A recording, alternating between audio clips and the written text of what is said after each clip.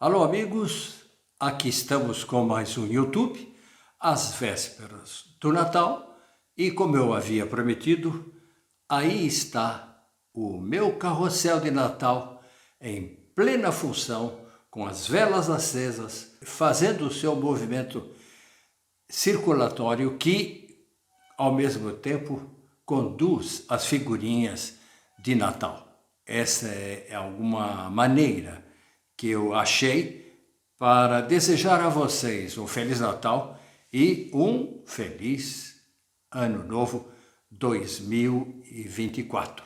Que beleza esse carrossel, hein? Realmente, para mim, me dá uma grande satisfação e todo fim de ano eu corro no sótão pegar o carrossel de Natal, compro as velas vermelhas e faço isso funcionar, pelo menos durante a ceia de Natal.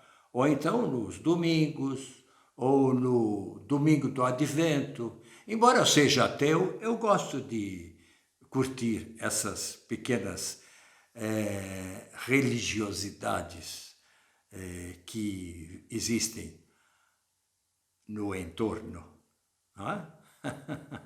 Então vamos lá.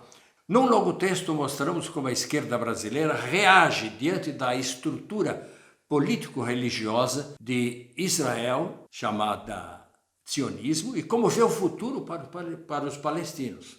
Ainda no texto seguinte, sobre os judeus de esquerda, vimos a rejeição do conceito de Estado étnico, no qual só se entra por herança sanguínea. Essa posição é tão marcante que esse grupo, é um grupo de judeus de esquerda, propõe mesmo a recriação de Israel como um Estado nacional sem exigência étnica. Com que forma? De Estado único, no qual convivam judeus e palestinos, ou na existência de dois Estados vizinhos, um palestino e um judeu. Essa seria a garantia de paz duradoura entre esses dois povos inimigos milenares? Alguém me alerta, nessas duas hipóteses, Israel sairia perdendo, mesmo sem guerras, porque os palestinos têm uma bomba natural muito potente, que é a bomba demográfica. Mas isso é uma visão muito pessimista e negativa, outra pessoa me dirá, ou argumentará. Vivendo juntos ou próximos com os mesmos direitos, eles começarão a se misturar, como acontece no Brasil, entre os brancos escravocratas e os descendentes dos escravos negros.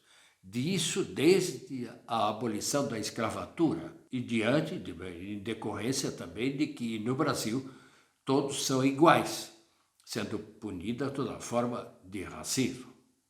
Então essa convivência seria positiva. E com o Velho Testamento bíblico na mão, outro poderá argumentar, só poderá dar certo porque judeus e palestinos, descendentes de Ismael e Isaac, que eram meus irmãos, tinham o mesmo pai, o pai era o mesmo, o já idoso Abraão. Essa é uma história bem antiga, de uns 4.000 anos, quando não se falava em casamentos entre jovens, príncipes e princesas, mas numa sociedade em que centenários podiam ter filhos com suas escravas. Era o caso. Sendo verídica essa história bíblica, poderíamos ser otimistas e imaginar um reencontro familiar entre os netos e filhos desse mesmo patriarca Abraão.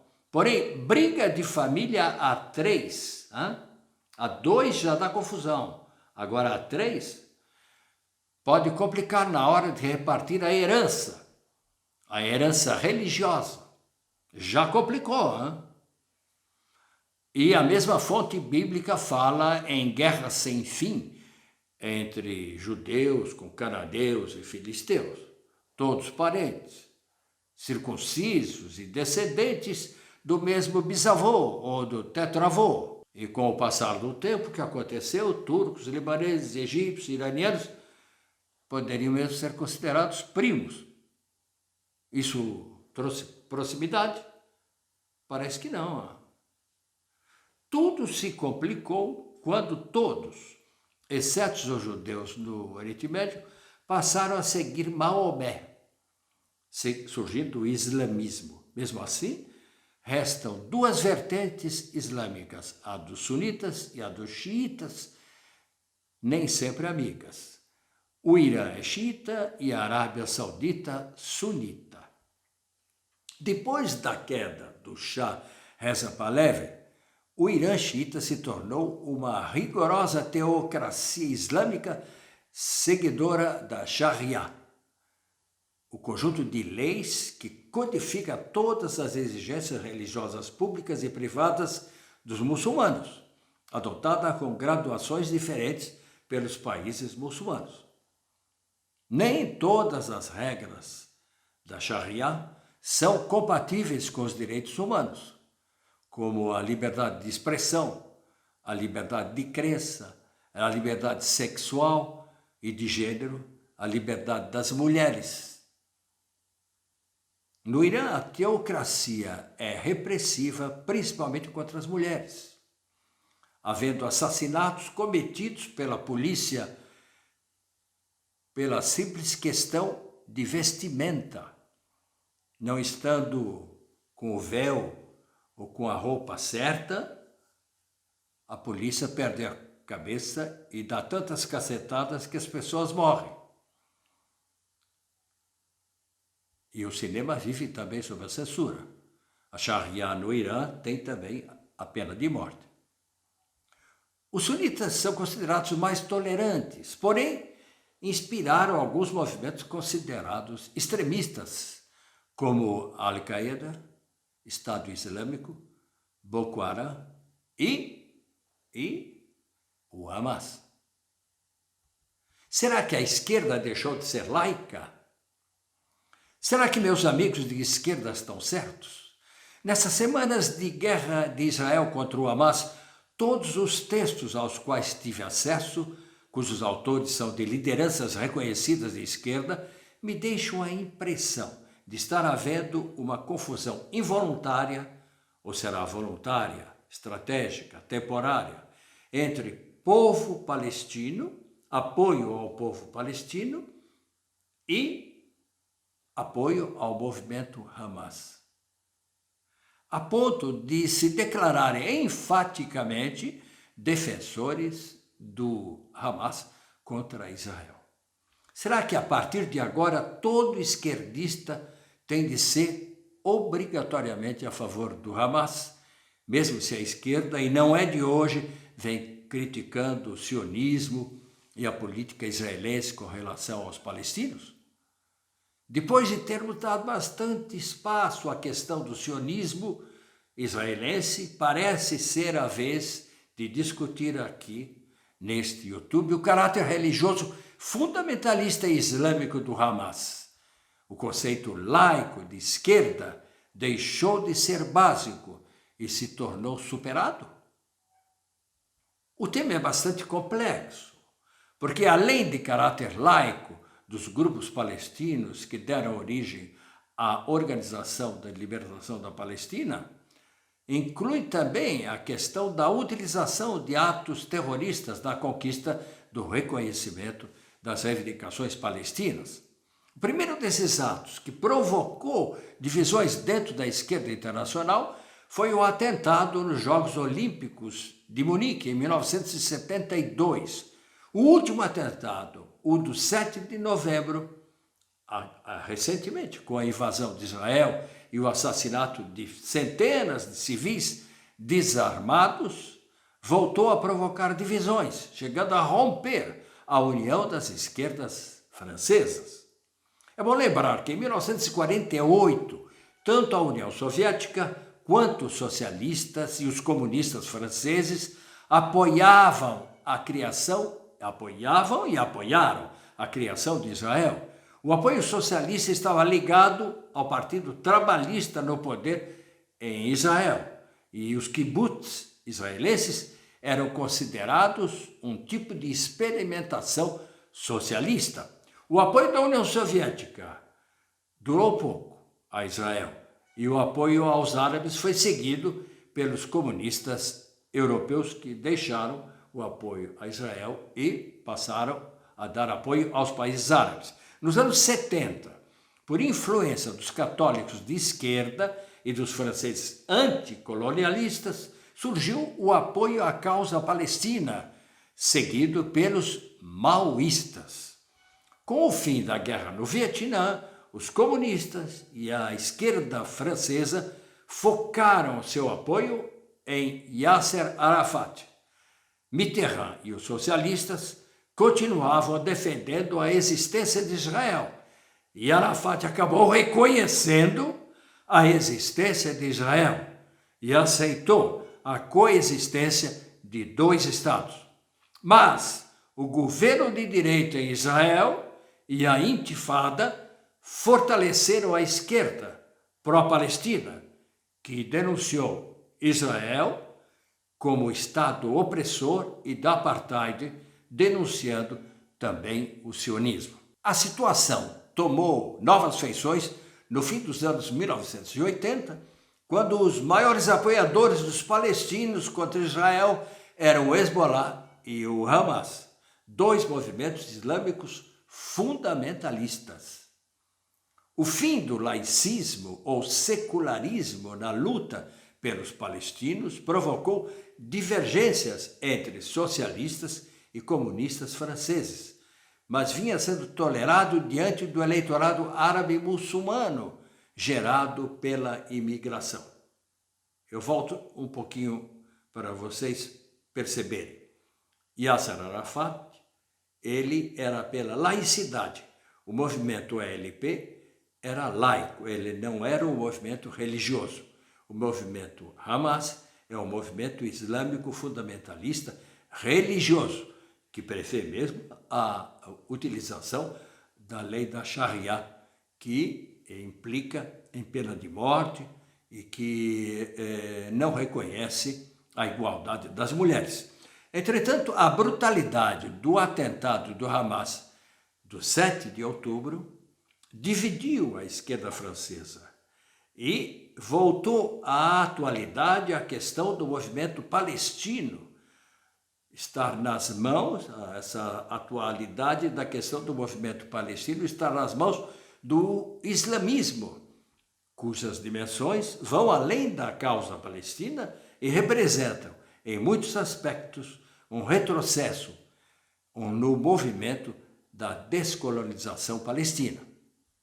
O avanço do islamismo fundamentalista entre os países árabes, que chega a ter influência mesmo na atual Turquia e mesmo em países africanos saídos da colonização, preocupa por representar uma marcha ré na questão dos direitos humanos e na própria concepção da sociedade socialista. Um dos problemas graves é esse, justamente a situação secundária das mulheres na sociedade islamita.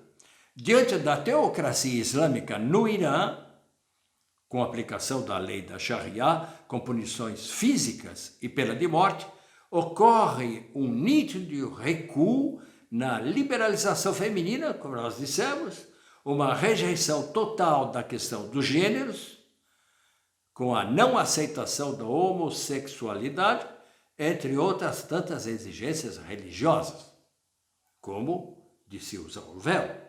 Enfim, uma bem argumentada demonstração da incompatibilidade do movimento Hamas com os objetivos revolucionários marxistas é feita pelo órgão da União Comunista Trotskista Luta Operária, mostrando não existir para a esquerda só a opção primária: quem é contra Israel tem de ser a favor do Hamas. Não existe essa opção. Você pode ser contra Israel e ser contra Hamas. O trecho conclusivo de um longo artigo parece bem demonstrativo da pressa com que a esquerda brasileira aderiu aos islamitas. Ao aderir ao Hamas e aceitar o Hamas como o movimento libertador dos palestinos, eles aceitaram o islamismo religioso. Vamos lá, então, o que dizem os trotskistas. O Hamas procura, de fato, um compromisso com o imperialismo e o reconhecimento deste, mesmo que fale em destruir a entidade, entre aspas, sionista de Israel. Ele defende os interesses da burguesia palestina e as suas políticas estão em desacordo com os interesses dos palestinos oprimidos, cuja revolta ele teme. Cuja revolta o Hamas teme.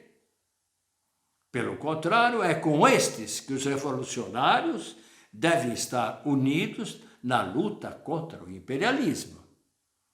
Apoiar o Hamas por oportunismo, assimilando a resistência legítima de todo um povo, fazendo do reconhecimento do sentimento palestino de opressão nacional o apoio à política nacionalista de uma organização religiosa reacionária como o Hamas, diz o documento da luta operária, equivale a abdicar de toda a política de classe. Então, é isso, eu esqueci de dizer no começo. Se você gostou, se você está de acordo, eu peço para você curtir, para você partilhar e para você se inscrever nesse canal. Ao contrário de muitos outros